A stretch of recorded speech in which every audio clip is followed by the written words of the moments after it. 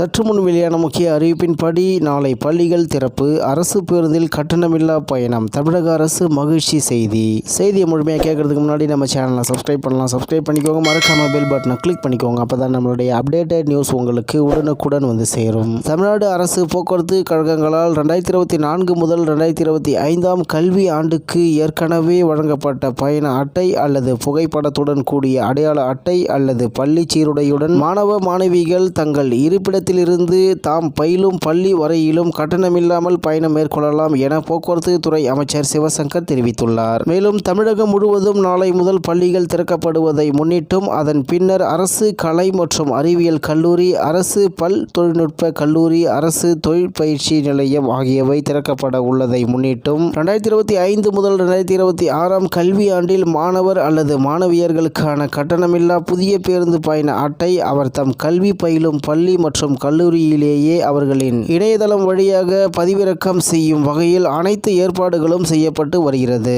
மேலும் அதற்குண்டான கால அளவினை கருத்தில் கொண்டு தமிழ்நாடு அரசு போக்குவரத்து கழகங்களால் 2024 முதல் 2025 கல்வி ஆண்டிற்கு ஏற்கனவே வழங்கப்பட்ட பயண அட்டை, பள்ளி மாணவ மாணவியர்கள் சீருடை அல்லது பள்ளிகளில் வழங்கப்பட்ட புகைப்படத்துடன் கூடிய அடையாள அட்டையை நடத்துனரிடம் காண்பித்து தாம் இருப்பிடத்திலிருந்து தாம் பயிலும் பள்ளி வரையிலும் சென்று வருவதற்கு, அதே போன்று அரசு கலை மற்றும் அறிவியல் கல்லூரி, அரசு பல் தொழில்நுட்ப கல்லூரி, அரசு தொழிற்பயிற்சி நிலைய மாணவ மாணவியர்கள் 2024 முதல் 2025 கல்வி ஆண்டில் வழங்கப்பட்ட கட்டணமில்லா பேருந்து பயண அட்டை அல்லது தங்களது கல்வி நிறுவனத்தால் வழங்கிய அடையாள அட்டையை நடத்துனரிடம் காண்பித்து கட்டணமின்றி பயணிக்க அனுமதிக்கப்படுகிறது. மேலும் பள்ளி துவங்கும் மற்றும் முடியும் நேரம் வரை பேருந்துகள் சரியாக இயங்குவதை கண்காணித்திட அலுவலர்கள் குழுக்கள் நியமிக்கப்பட்டுள்ளது. மேலும் உரிய பேருந்து நிறுத்தத்தில் பேருந்துகளை நிறுத்தி மாணவ மாணவியர்களை பாதுகாப்பாக ஏற்றி இறக்கி செல்ல அனைத்து தமிழ்நாடு அரசு போக்குவரத்து கழக நடத்துனர் மற்றும் ஓட்டுநர்களுக்கும் தக்க அறிவுரைகள் வழங்கப்பட்டுள்ளது என்று தகவல் வெளியாகியுள்ளது என்பது குறிப்பிடத்தக்கது.